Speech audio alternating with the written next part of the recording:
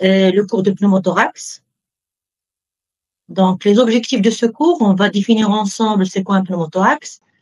Il faut savoir établir le diagnostic positif et le diagnostic différentiel du pneumothorax. On doit connaître les principales étiologies. On va connaître les moyens et les indications thérapeutiques et on va connaître les modalités de surveillance du pneumothorax.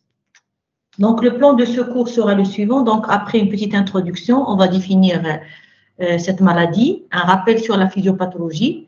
Il y a une classification, on va voir, parce qu'il y a plusieurs types de pneumothorax. On va établir le diagnostic positif, mais également le diagnostic de gravité. Il y a quelques formes cliniques qu'on doit connaître. On va éliminer les diagnostics différentiels, connaître les étiologies, le traitement avec les moyens et les indications et l'évolution du pneumothorax.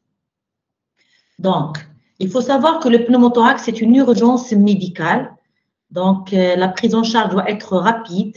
Il s'inscrit dans les urgences médicales. Donc, un malade qui a un pneumothorax, il faut le prendre en charge rapidement parce que le pronostic vital peut être mis en jeu rapidement.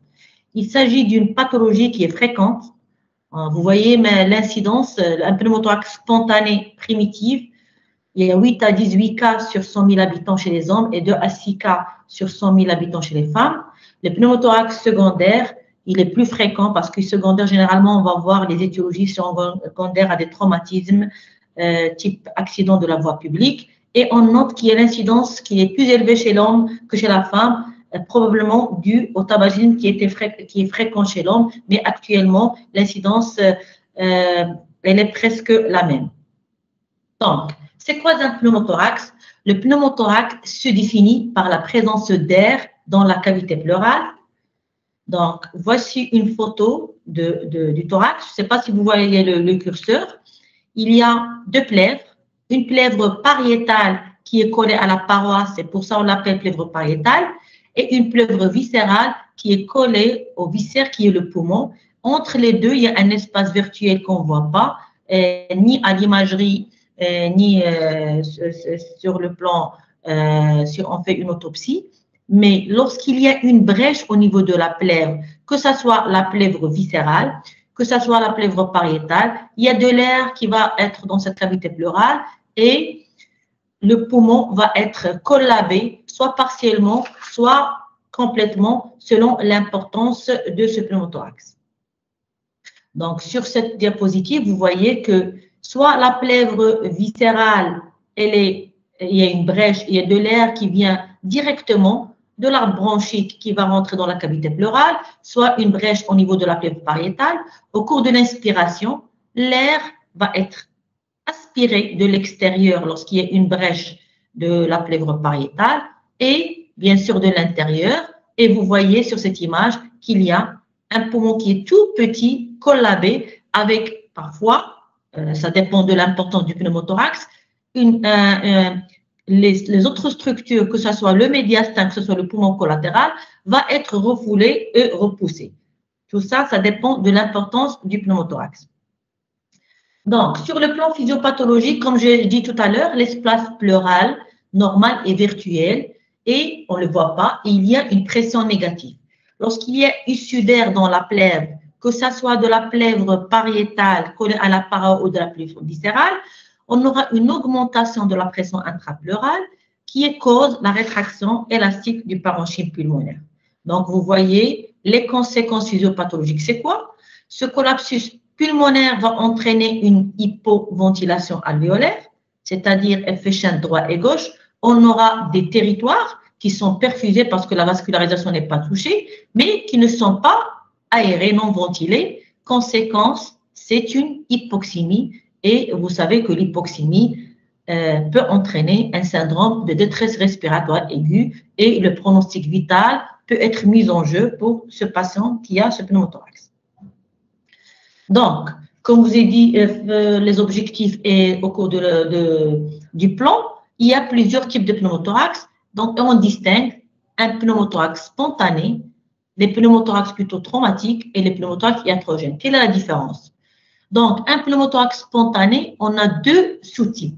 Ce pneumothorax spontané peut être primaire ou idiopathique, c'est-à-dire qu'il survient sur un poumon qui est qui n'est pas malade. Donc, pas de maladie pulmonaire apparente, mais il est spontané, il n'est pas causé par quelque chose d'autre. Donc, le patient n'a pas reçu ni de traumatisme, ni une ponction ou quelque chose iatrogène. C'est un patient qui a un poumon strictement normal et qui va faire un pneumothorax. On parle de pneumothorax primaire ou idiopathique. Donc, on a aussi le pneumothorax spontané et qui peut être secondaire. Il est secondaire à une maladie cliniquement décélable du poumon. On va les voir tout à l'heure dans les étiologies. Ça peut être une BPCO, de l'emphysème pulmonaire, une pneumopathie interstitielle diffuse. Donc, le parenchyme pulmonaire, il n'est pas normal et parfois, il y a une complication à type de décollement de la plèvre et on a un pneumothorax. Donc, le deuxième type de pneumothorax, c'est le pneumothorax traumatique qui peut être dû à une plaie pénétrante. Je vous donne l'exemple d'un coup de couteau. Donc, s'il y a un coup de couteau, la première chose qui va être lésée, il y a la paroi et après, c'est la plèvre pariétale. Il peut avoir issue d'air de l'extérieur, on a le pneumothorax.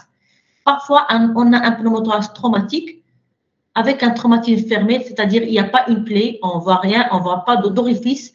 On le voit souvent, ce type de pneumothorax, chez les accidentés de la voie publique, qui auront beaucoup de traumatisme, surtout avec la ceinture de sécurité, un impact au niveau du thorax. Il n'y a pas de plaie, mais on a un pneumothorax. Le troisième type de pneumothorax, c'est le pneumothorax iatrogène. C'est quoi ce pneumothorax iatrogénique? C'est un pneumothorax causé par un geste médical. On va voir les types de gestes médicaux qui peuvent entraîner le pneumothorax. Donc, rappelez-vous de cette classification parce qu'à partir de cette classification, on va proposer une thérapeutique à chaque type de pneumothorax. Donc, il y a les pneumothorax spontanés où il y a deux sous-types, primaires et secondaires. Il y a les pneumothorax traumatiques et il y a les pneumothorax iatrogènes. On va prendre comme description pour faire le diagnostic le pneumothorax spontané idiopathique de l'adulte, c'est-à-dire c'est un pneumothorax qui est primaire, il n'y a pas de maladie pulmonaire apparente. Donc la description, comme toute maladie, ça commence par l'interrogatoire et rechercher les facteurs de risque. Qu'est-ce qu'on remarque? Que ce pneumothorax spontané idiopathique chez l'adulte survient surtout chez les tabagiques. Regardez, le risque relatif est de 75% des cas. Également, on constate que le sexe masculin, c'est des statistiques, il est plus fréquent chez l'homme que chez la femme et il survient souvent lors des efforts à glotte fermée, donc c'est un facteur de risque. Lors des variations barotraumatiques, c'est l'exemple des voyages en altitude, les plongées sous-marines parce qu'il y a de la pression. Et on a eu des cas, plusieurs cas, lors des efforts respiratoires brutals. Je vous ai mis ici l'exemple des joueurs d'instruments avant et le souffleur de verre. Ils font un grand effort pour souffler et ça peut faire une brèche au niveau de la plèvre et ils ont un pneumothorax. Également, un facteur de risque qu'on n'arrive pas à expliquer, on va expliquer tout à l'heure chez des malades qui ont le phénotype longiligne. C'est quoi le phénotype longiligne? C'est des individus normaux qui ont une grande taille avec les membres un peu plus grands, donc c'est de grande taille. Donc on a constaté que ce pneumothorax spontané idiopathique survient fréquemment chez des adultes jeunes de sexe masculin qui ont un phénotype longiligne. C'est une constatation. Quelles sont les circonstances de découverte? Donc, si vous êtes aux urgences, vous n'allez pas rater un pneumothorax parce que la description de la douleur, il est typique et les circonstances de survenue, généralement, ça vous oriente vers ce type de maladie. Donc, le pneumothorax spontané est généralement découvert à l'occasion d'une symptomatologie qui est bruyante, aiguë. Donc, le malade ne va pas consulter tranquillement, il va partir aux urgences parce qu'il se sent mal. La symptomatologie respiratoire, elle est aiguë. Quelle est cette symptomatologie respiratoire? D'abord, on va voir les signes fonctionnels. Le signe fonctionnel, le primordial et qui motive et qui pousse le malade à consulter, c'est l'installation brutale, le plus souvent suite à un effort, d'une douleur en coup de poignard. Le malade va vous décrire comme une déchirure, c'est comme s'il a été poignardé. C'est une douleur qui est sous-mammaire. Et cette douleur, elle a le caractère d'être exagérée par la toux, sèche, et ça va entraîner une dyspnée intense. Donc, j'ai mis en rouge, cette douleur, elle est typique pour la différencier des autres douleurs, parce que vous savez, la douleur thoracique peut avoir une étiologie pulmonaire comme il peut avoir une étiologie cardiaque ou autre. Donc, cette douleur en coup de poignard, elle est typique du pneumothorax. Pour les signes physiques, le patient qui vient consulter par le pneumothorax, généralement, et ça dépend de l'importance du décollement, il est pâle, il est couvert de sueur, il peut être plus polypnéique, toujours ça dépend de degré de décollement, parfois cyanosé s'il est en hypoxie, le pouls rapide, la tension artérielle est plus ou moins abaissée, mais parfois on a des cas où le tableau il est plus discret. Comme je vous ai dit, ça dépend de l'importance du pneumothorax. Donc, l'examen clinique, qu'est-ce qu'on va trouver? On va trouver un pneumothorax qui est douloureux. Le patient, quand on le touche, il a mal, peu ou pas mobile. Et parfois, à l'inspection, on constate qu'il y a un pneumothorax distendu par rapport à l'autre poumon où il n'y a rien. La percussion, qu'est-ce qu'on va faire? La percussion, quand on va faire la percussion, qu'est-ce qu'on entend? On entend un tympanisme, une hypersonorité. Tout ce qui est hypersonore, ça veut dire témoigne de la présence de l'air dans la cavité pleurale. Il s'oppose à la présence du liquide, car la percussion, quand on a du liquide, c'est mat, c'est une matité. La palpation, on remarque que les vibrations vocales sont abolies. Ça s'explique par le fait que la cavité pleurale, il y a de l'air.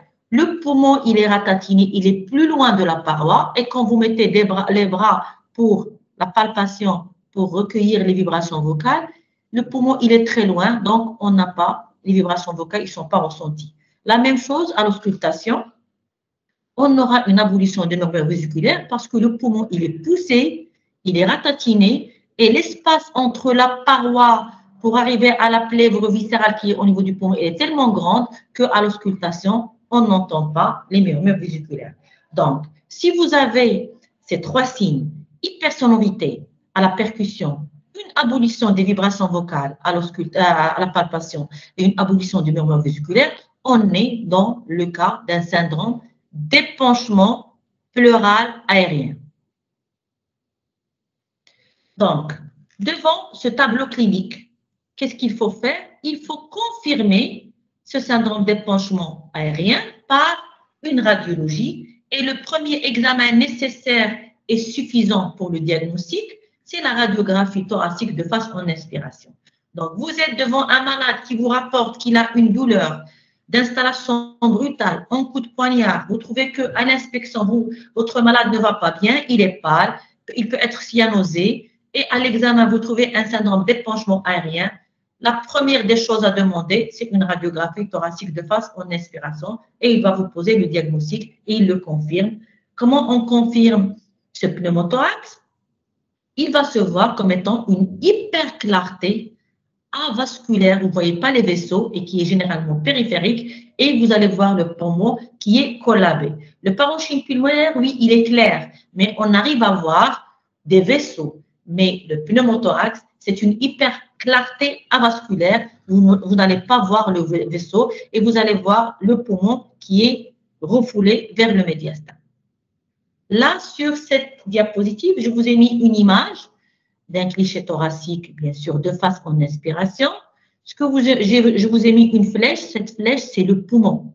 Et ce qui est noir, c'est un pneumothorax, c'est de l'air dans la cavité pleurale, tellement il est important que le poumon, il est devenu un petit moignon. Donc, le malade, il n'a qu'un poumon gauche, il respire qu'avec un poumon gauche parce que le poumon droit, il est ratatiné.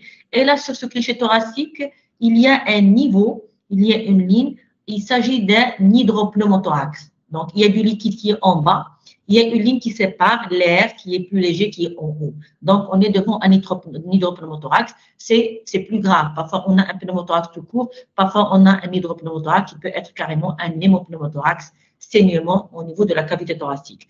Donc, la symptomatologie qu'on a vue tout à l'heure, il est expliqué parce que le poumon, il est ratatiné, il va respirer par un seul poumon. Donc, la flèche montre le moignon pulmonaire, c'est le poumon droit. Donc, sur ce cliché pulmonaire, qu'est-ce qu'on voit? C'est un cliché thoracique de face qui frappe. La première vue, c'est quoi? C'est des côtes horizontales. On a une distension thoracique. Normalement, on n'a pas des côtes tracées avec une règle. Vous voyez que les côtes, ils sont parallèles. que ça soit à droite, que ça soit à gauche. Là, tout ce qui est là, c'est clair. On ne voit pas de vaisseau. Donc là, c'est une hyper clarté avasculaire. Et ce qui est blanc, le petit truc blanc, se résume au poumon qui reste, qui est refoulé. C'est un pneumothorax qui est de grande abondance, refoulant aussi bien le poumon que le médiastin. Vous voyez que le ventricule gauche aussi est le refoulé. Donc, c'est un pneumothorax qui nécessite un traitement d'urgence parce que probablement ce malade, il est en détresse respiratoire et ça se voit parce que les poumons sont distendus. Donc, cette radiographie de face va vous permettre de poser le diagnostic positif, mais également, il va évaluer la taille du pneumothorax, sa gravité. Je vous ai montré cette radiologie, ça montre que c'est grave. Guider la thérapeutique, parce que sans radiologie, on ne peut pas connaître l'endroit du pneumothorax pour le drainer. Et bien sûr, parfois, on voit l'étiologie, parce que ce pneumothorax peut être secondaire à une pathologie pulmonaire. Donc, pour les clichés de profil, il est rarement important, mais parfois il est utile quand on a un discret pneumothorax, on veut le localiser pour une thérapeutique. Et il faut savoir que le scanner thoracique, il ne faut jamais le demander pour le diagnostic positif. Il est non indiqué parce que l'examen clinique suffit avec un cliché thoracique de face en inspiration. Mais parfois, il est utile quand on n'arrive pas à différencier un pneumothorax avec une énorme bulle d'emphysème, parce que même la bulle d'emphysème, il est clair et parfois on a le doute, on demande un scanner thoracique pour faire la différence parce qu'il permet d'analyser mieux le parenchyme pulmonaire. Donc, comme je vous ai dit, la radiographie va permettre également de voir la taille du pneumothorax. Madame, s'il vous plaît. Et là, il va différencier entre un pneumothorax partiel et un pneumothorax complet. C'est quoi un pneumothorax partiel? C'est un petit décollement qui ne dépasse pas 3 cm, généralement au niveau du sommet. Le pneumothorax complet, c'est un décollement au-delà de 3 cm ou un décollement sur toute la hauteur du thorax et qui est supérieur à 2 cm. Je vais vous montrer des images. Donc, exemple, sur ce cliché thoracique, j'ai mis en pointillé un petit décollement qui ne dépasse pas 3 cm. C'est un pneumothorax qui est partiel. Généralement, ces malades, ce type de pneumothorax, le malade n'a pas une symptomatologie bruyante, donc il peut supporter parce que, vous voyez, c'est un petit décollement et il lui reste un peu de parenchyme pulmonaire, mais on doit traiter aussi. Ça, on parle de pneumothorax partiel. Là, sur ce cliché thoracique, on a un pneumothorax complet, on a un décollement sur toute la hauteur du thorax et qui dépasse 2 cm. Donc, on parle de pneumothorax complet. Donc, ce cliché thoracique de face va permettre le diagnostic, mais également évaluer est-ce qu'il s'agit d'un pneumothorax partiel ou un pneumothorax complet. Donc là, sur ce cliché, je ne sais pas si vous voyez, mais j'ai mis le poumon, donc c'est ce qui reste du poumon. Il y a une clarté là. Et je vous ai mis la plèvre viscérale. J'ai pris une petite photo pour vous montrer. Vous allez voir la plèvre viscérale, c'est quoi? Donc là, c'est la plèvre viscérale, c'est elle qui sépare cette clarté au moyen du poumon. Donc, la plèvre pariétale, il est collé au poumon. La plèvre viscérale, la plèvre pariétale, elle est collée à la paroi. La plèvre viscérale, elle est collée au viscère qui est le poumon. Donc, l'air va pousser. Et le liseré que vous voyez, il s'agit de la plèvre viscérale qui est collée au poumon. Donc là, c'est un scanner thoracique qui objective un pneumothorax. C'est la même traduction radiologique. Pneumothorax se traduit aussi bien sur la radio du poumon que sur le scanner thoracique par une hyperclarté. Et là, on a un pneumothorax qui est partiel, localisé. Là, c'est le parenchyme pulmonaire et là, c'est la trachée. Donc, sur cette diapositive, on a un pneumothorax également. Et vous voyez le décollement, c'est la clarté sur tout le long du parenchyme pulmonaire. Et c'est un pneumothorax qui est partiel, qui est basal. Donc, il est postérieur, il est à côté du rachis. Donc, on a vu ensemble le diagnostic positif, d'accord? On va voir le diagnostic de gravité, parce que la gravité dépend de l'importance du décollement, mais aussi de comment l'étiologie de ce pneumothorax. Donc, la gravité, on va prendre quelques signes de l'anamnèse. Déjà, les circonstances de survenue.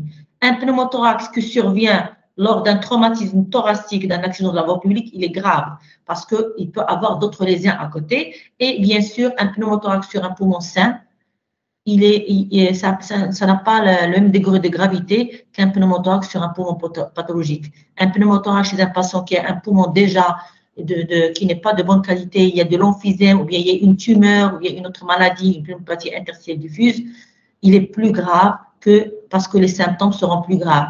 Donc, le pneumothorax, c'est parmi les étiologies des exacerbations de la BPCO, et vous allez le voir dans un autre cours. Donc, on va rechercher des signes de gravité chez ce patient qui vient consulter avec cette douleur thoracique en coup de poignard et chez qui on a découvert à la radiologie et à l'examen clinique un pneumothorax. Cliniquement, on va chercher s'il y a des signes de défaillance cardiovasculaire et respiratoire. Bien sûr, le respiratoire, c'est la dyspnée, la saturation, la gazométrie. Déjà, à l'inspection, la cyanose. Est-ce qu'il a un pouls filant, la tension? Donc, on recherche des signes d'état de choc parce qu'il y a des pneumothorax suffocants qui peuvent emporter le patient avant d'arriver aux urgences. Donc, les signes de gravité sur la radiologie, on a vu un cliché où les organes de voisinage, c'est-à-dire le cœur et le médiastin, ils sont repoussés et ça peut entraîner une décompensation, par exemple, cardiaque. Quand il y a un épanchement liquidien associé, on a vu un cas sur le cliché où il y avait l'hydropneumothorax, c'est plus grave qu'un pneumothorax seul. Donc, on aura à gérer deux pathologies au niveau de la plèvre, le liquide, et qui peut être parfois un pneumothorax, c'est plus grave, donc quand il y a un saignement intérieur.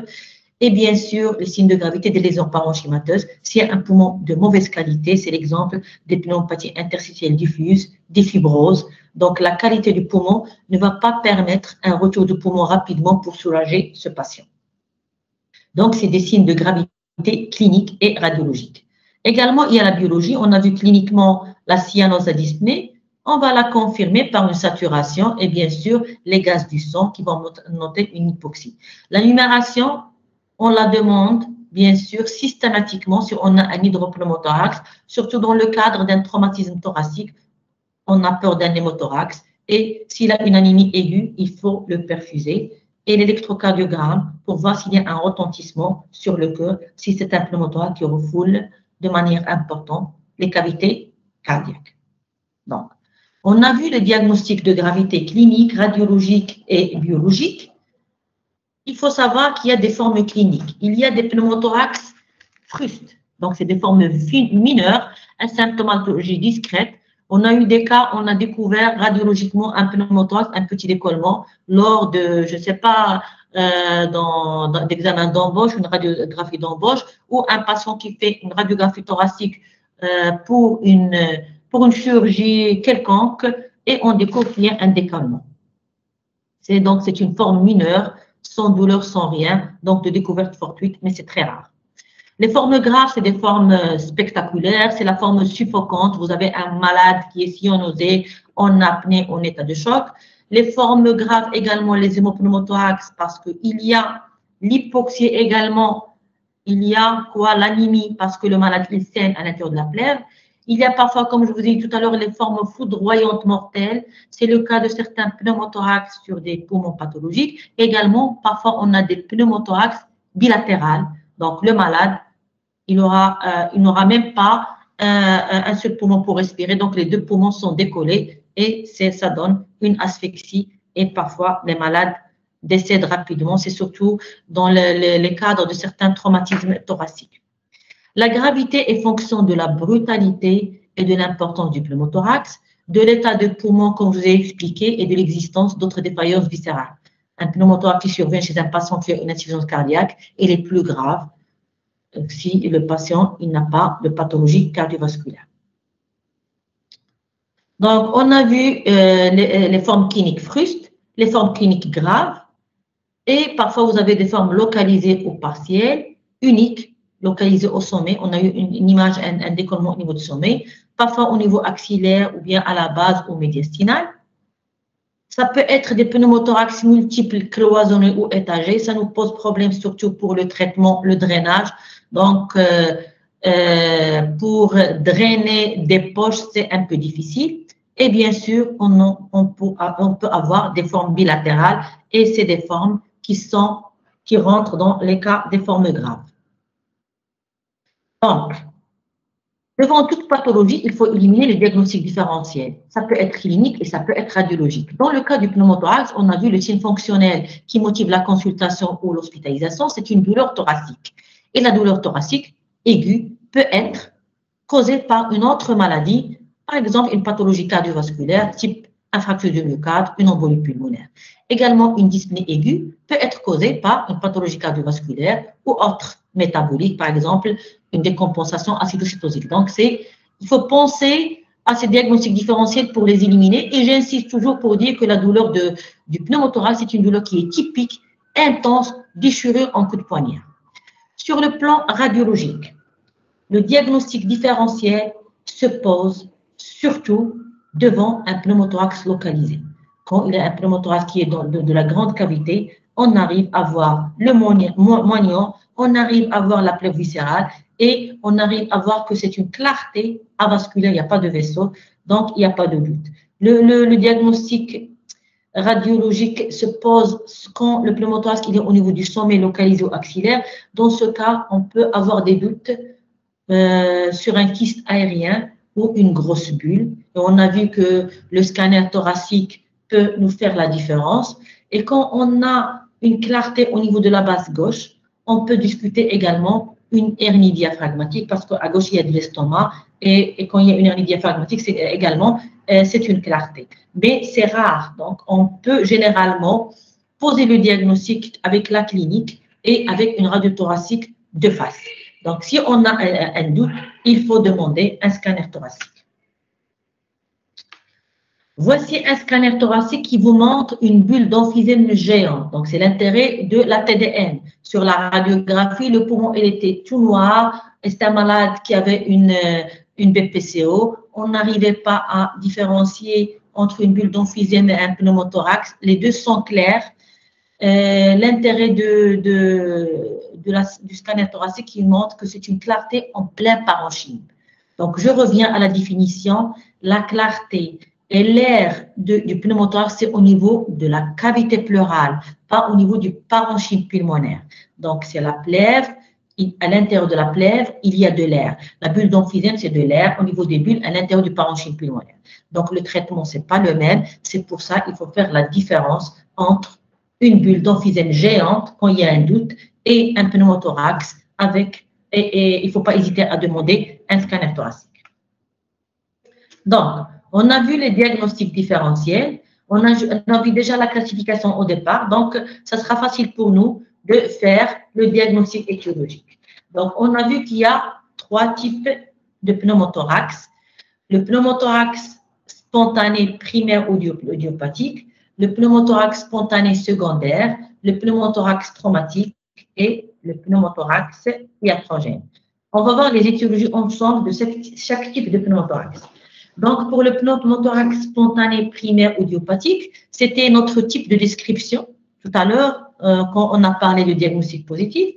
Il s'agit généralement d'un adulte jeune, longiligne, souvent de sexe masculin, généralement fumeur, et parfois il existe des formes familiales. On a des cas de famille, c'est des patients, quand on fait l'interrogatoire pour voir les antécédents, on trouve qu'il a un frère ou un parent qui a déjà fait un pneumothorax. Donc là, on suspecte un truc de génétique. C'est pour ça qu'il est primaire ou idiopathique. Généralement, quand on fait sa radio thoracique, à part le pneumothorax, il n'y a pas de lésion. Ce n'est pas la radio thoracique normale. Je voulais dire que après drainage, après exsufflation, vous avez le poumon qui est normal. D'accord? Le scanner thoracique est indispensable pour apprécier la structure du poumon sous-jacente à l'épanchement. Donc, après, c'est un bilan, on parle de bilan lésionnel. La question qui se pose, pourquoi ce malade qui n'a pas de pathologie pulmonaire nous fait ce pneumothorax? Donc, on fait un scanner thoracique pour rechercher des lésions. Et généralement, qu'est-ce qu'on trouve? Il a des petites bulles en surface. C'est pas causé par quelque chose, c'est des blebs. On va les voir dans une image. Avec une thoracoscopie, on a pris une photo. Donc, généralement, c'est des bulles qu'on n'arrive pas à voir sur la radio du poumon. C'est de petite taille, moins de 2 cm. Donc, c'est le pneumothorax spontané primaire ou idiopathique. J'insiste, la radio thoracique normale, ça ne veut pas dire que on ne voit pas le pneumothorax, mais on le voit. Mais si on évacue l'air, vous avez un poumon qui est strictement normal. On n'a pas découvert de l'emphysème ou bien une autre pathologie. Donc, voici une image. On a pris sous thoracoscopie, c'est-à-dire on a introduit un microscope au niveau du thorax. Vous voyez, c'est des petites bulles, très petites, qu'on ne peut pas voir sur la radio tellement il est petite. Parfois, ces petites bulles, il éclatent et c'est la cause de ce pneumothorax primaire sur poumon normal. Donc, ces bulles ne qualifient pas le poumon de pathologique, c'est des poumons normaux. Donc, on a vu donc ensemble le pneumothorax spontané primaire idiopathique avec l'étiologie qui était surtout la rupture des bulles en surface qu'on parle des blebs et qui peuvent survenir sur un poumon normal. Là, on va voir les pneumothorax spontanés secondaires. Donc, le pneumothorax spontané secondaire, il est secondaire à une maladie cliniquement décélable au niveau du poumon. C'est le cas de la BPCO, le bronchopneumopathie chronique obstructive. Il y a de l'emphysème, il y a un piégeage d'air, il y a des bulles et c'est des bulles qui peuvent éclater et donner un pneumothorax. Il y a également, quand la qualité du poumon il n'est pas bonne, c'est le cas des pneumopathies interstitielles diffuses qui peuvent être causées par plusieurs maladies. Vous allez faire les pneumopathies interstitielles diffuses si vous ne l'avez pas encore fait, mais vous allez voir que la qualité du poumon, il n'est pas bien.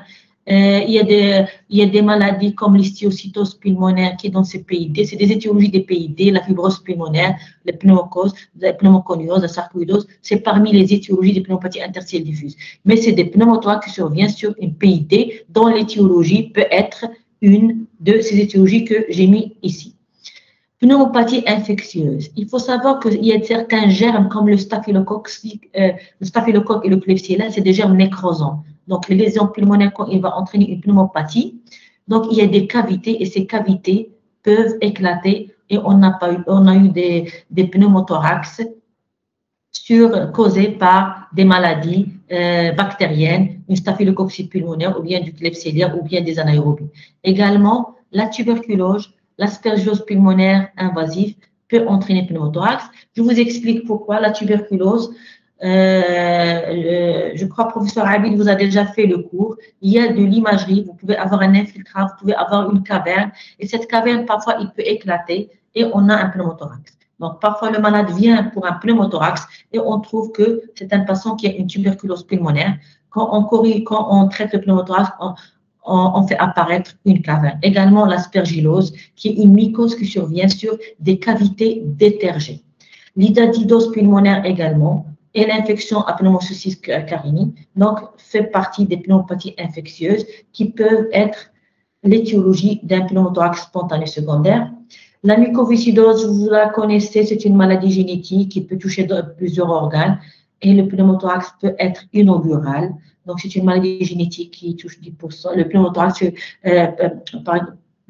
pneumothorax peut être trouvé chez 10% de ces maladies. La mucoviscidose, elle aussi, donne un aspect de PID au niveau du parenchyme pulmonaire. Donc là, on est toujours dans le pneumothorax spontané secondaire. On a plusieurs étiologies. La BPCO, les pneumopathies interstitielles diffuses, les pneumopathies infectieuses et la mucoviscidose. Il y a aussi les cancers bronchiques primitifs qui peuvent donner des cavités et qui peuvent entraîner un pneumothorax et certaines métastases extrathoraciques. C'est le cas des sarcomes et les tumeurs de testicules qui donnent des métastases avec des cavités et qui peuvent éclater et donner un pneumothorax spontané secondaire. Pour le pneumothorax cataménial, c'est une forme particulière, rare, qui survient chez une femme en période d'activité génitale, c'est-à-dire entre 30 à 40 ans. C'est quoi ce pneumothorax cataménial? Il survient 24 à 72 heures après le début de la menstruation et souvent, on trouve chez cette jeune femme antécédent d'endométriose. Il est expliqué par la migration de tissu de l'endomètre au niveau du parenchyme pulmonaire et ça coïncide au moment des menstruations, il y a un pneumothorax. Et le traitement, on va le deviner après. C'est quoi? C'est la suppression on va supprimer l'ovulation pour ne pas provoquer à cette jeune femme à chaque fois un pneumothorax au moment des règles. C'est une pathologie qui est rare, mais qui existe. Donc, on a parlé des pneumothorax spontanés primaires, c'est-à-dire idiopathiques, les pneumothorax secondaires spontanés, et on a le cas de pneumothorax traumatique.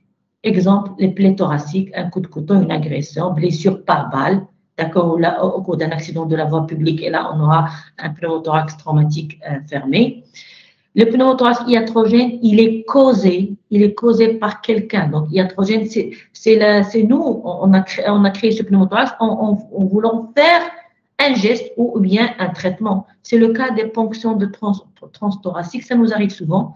On envoie un malade pour une biopsie scano-guidée, généralement pour le diagnostic d'une lésion tissulaire probablement néoplasique, et les malades, souvent, ils ont des bulles d'emphysème. Généralement, vous savez que le cancer survient plus fréquemment chez les malades fumeurs. Donc, ils ont en même temps de l'emphysème et de la néoplasie. Et quand le radiologue veut faire sa ponction, il touche une bulle d'emphysème et ça donne un pneumothorax. Donc, il nous appelle, nous, les pneumologues, soit pour drainer en urgence en radiologie, soit s'il y a un petit décollement, on va l'hospitaliser pour le gérer au service de pneumologie.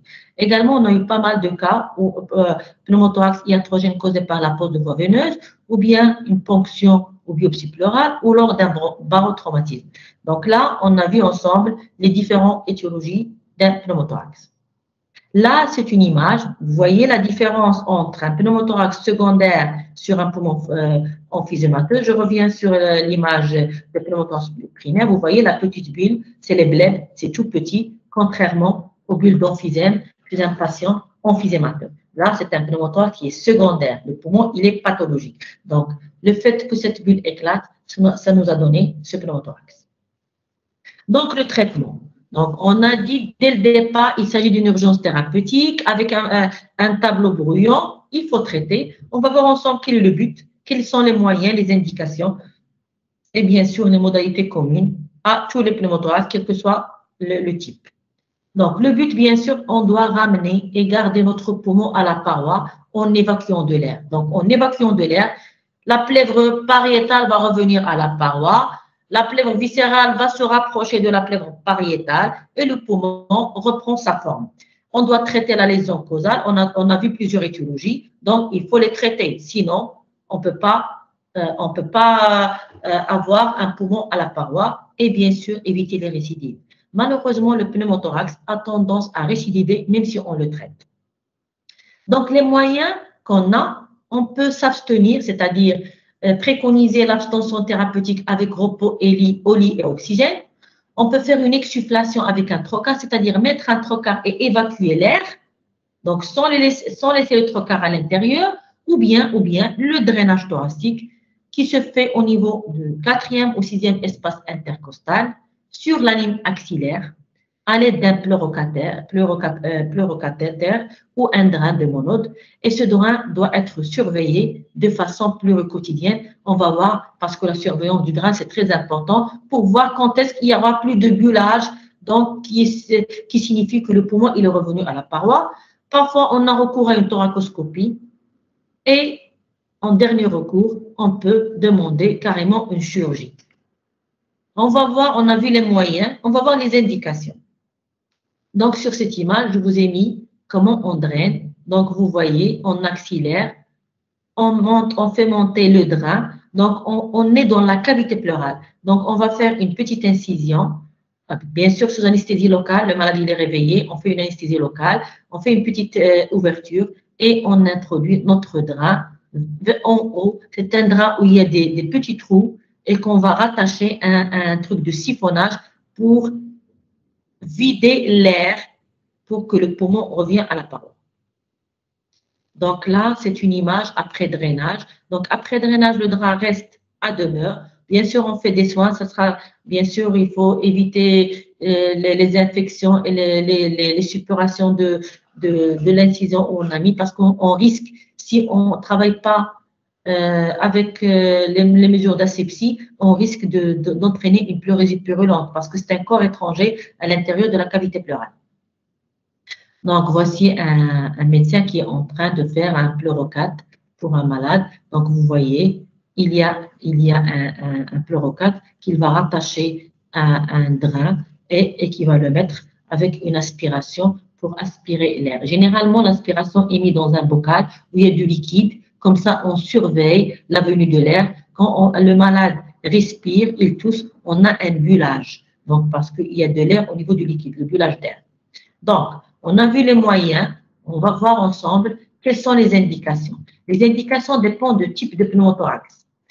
Donc, pour les pneumothorax spontanés, donc on les a vus tout à l'heure, qu'ils soient secondaires ou qu'ils soient primaires, on va différencier entre le type de décollement. Donc, pour le pneumothorax spontané, si on est devant un pneumothorax unilatéral, donc d'un seul côté, partiel, c'est-à-dire un petit décollement, on a vu partiel qui ne dépasse pas les 3 cm, parfois au niveau de l'apex, et qui est bien toléré. J'insiste sur bien toléré parce qu'il y a des pneumothorax partiels qui sont mal tolérés. Par exemple, un malade qui a une pathologie cardiovasculaire, un petit décollement peut décompenser sa cardiopathie, ou bien un malade qui a une BPCO, donc un petit pneumothorax peut entraîner une exacerbation de sa BPCO.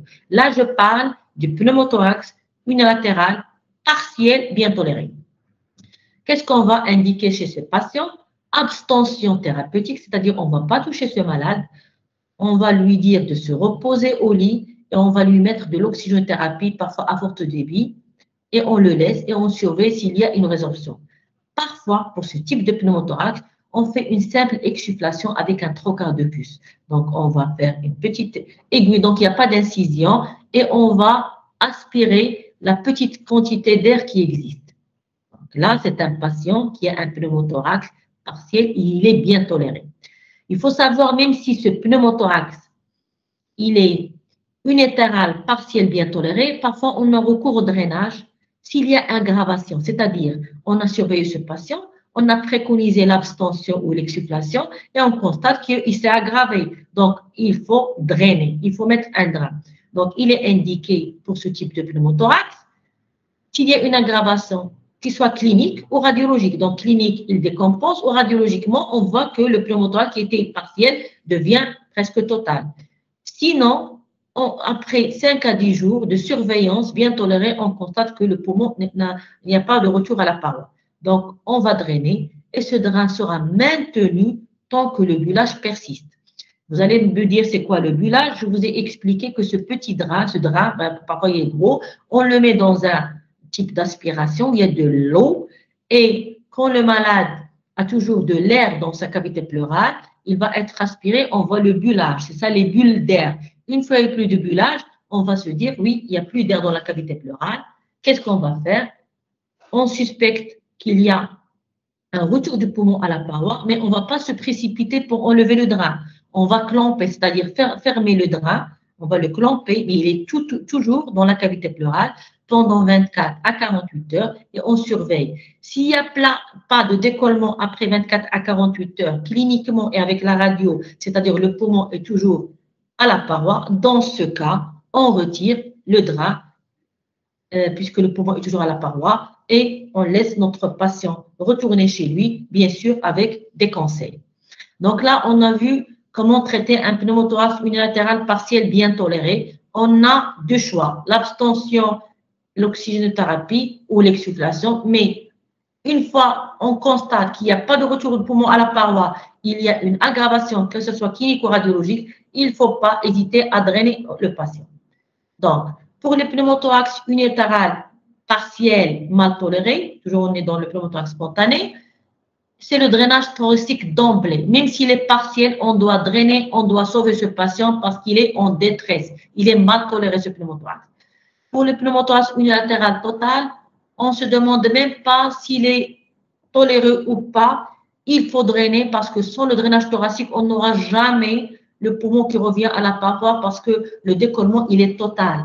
Donc, on ne va pas espérer avec du repos ou de l'exsufflation, on n'aura pas un retour du poumon à la paroi. Donc, si on a un pneumothorax unilatéral total, l'indication thérapeutique, c'est le drainage thoracique d'emblée.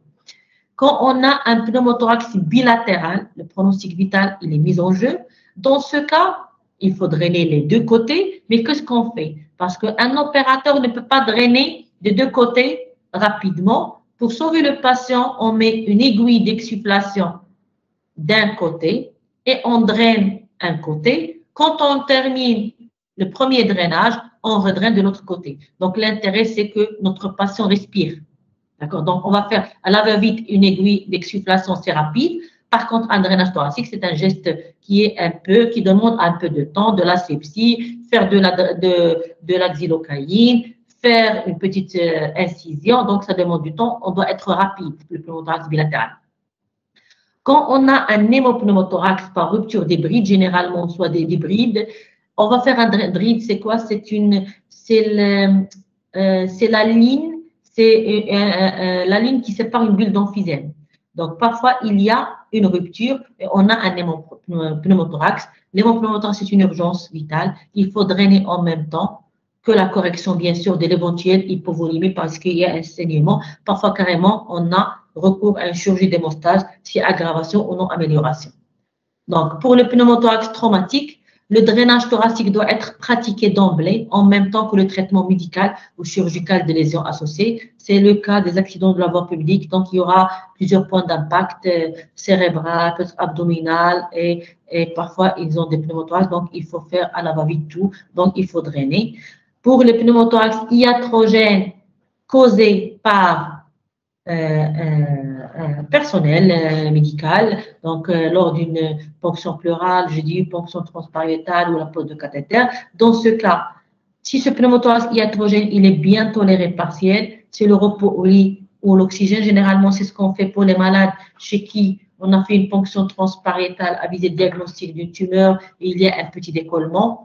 Ils sont hospitalisés chez nous au service pendant quelques jours, 2 à 3 jours, et on contrôle, tout rentre dans l'ordre, le poumon et la paroi. Mais même si c'est iatrogène, parfois on est amené à drainer rapidement lorsque ce pneumothorax, même s'il est partiel, lorsqu'il est mal toléré. Donc, je vous ai dit tout à l'heure, le pneumothorax, malheureusement, on a de la récidive, même si on a traité correctement notre poumon, donc notre patient. Donc, il faut savoir qu'elle est fréquente. Donc, après la deuxième récidive, l'avivement pleural ou le talcage, il est préconisé, c'est-à-dire on va donner la main au chirurgien. Si on a vu le malade en premier, on l'a drainé et il récidive du même côté, il faut donner envoyer le malade à la chirurgie thoracique pour coller symphyse pleurale, c'est coller la plèvre pour qu'il n'y aura pas de décollement. Et il se fait par thoracoscopie, c'est-à-dire un petit trou, on fait un thoracoscope, rarement par une thoracotomie qui est une chirurgie. Donc, c'est le matériel avec quoi on fait la symphyse pleurale. Donc, on irrite la plèvre pour réaliser une inflammation pour que ça colle. Donc là, c'est une thoracoscopie. Le malade, le médecin, il est en train d'enlever des brides, des bulles d'emphysème. Donc, les modalités communes à tous les pneumothorax, bien sûr, il ne faut pas oublier le traitement symptomatique, de l'oxygène, transfusion sanguine si on a un pneumothorax, traitement d'une décompensation d'une pathologie sous-jacente, ça peut être cardiaque ou PCO. Traitement étiologique, il ne faut pas oublier, on a vu des étiologies, ça peut être infectieux, tuberculose, qu'il faut traiter. Le pneumothorax cataménial, j'ai parlé de la suppression de l'ovulation. Résection de blèbe et de bulles ou de brides par une thoracoscopie. Et lorsqu'il s'agit d'une bulle ou d'un kyste sidatique et une fistule bronchopleurale, il faut compléter par un traitement chirurgical. Donc, pour prévenir les récidives, j'insiste sur l'arrêt du tabac, éviter les sports nécessitant un effort à glotte fermée après un pneumothorax. Il faut interdire un trajet aérien avec un délai minimum de 300 semaines après un épisode de pneumothorax. Et bien sûr, il faut contre-indiquer la plongée sous-marine, même après une symphyse chirurgicale. Parfois, on a recours à un reclassement professionnel, même si c'est sa carrière et c'est un marin, il fait de la plongée, il y a toujours un risque, même avec une symphyse pleurale, de décoller quand il fait sa plongée.